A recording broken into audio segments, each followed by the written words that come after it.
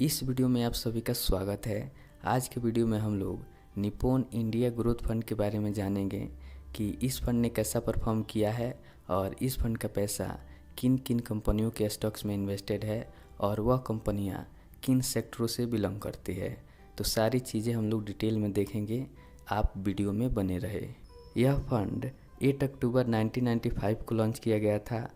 Expense ratio 1.9% है, exit load 1% है। अगर आप 1 साल से पहले अपना पैसा निकालते हैं तो आपको 1% का एग्जिट लोड देना होगा।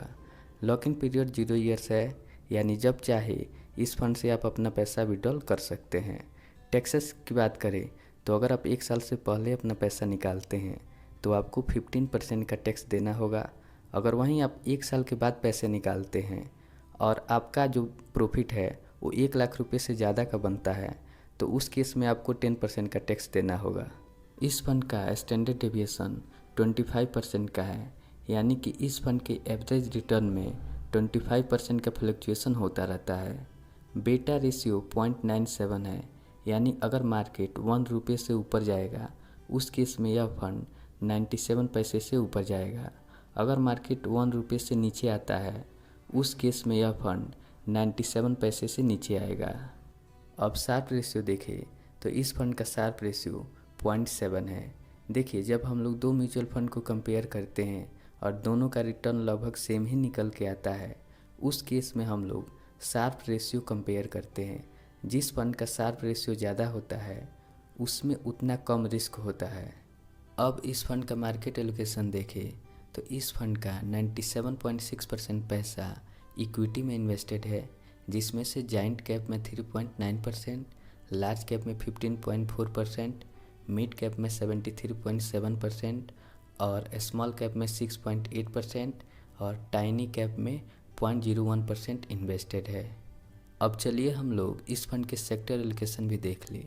तो देखिए, फाइनेंशियल सेक्टर में 24.5%, हेल्थ केयर में 11.7%, सर्विसेज में 11.1%, टेक्नोलॉजी में 7.8%, कैपिटल गुड्स में 6.2% और अदर सेक्टर में 38%।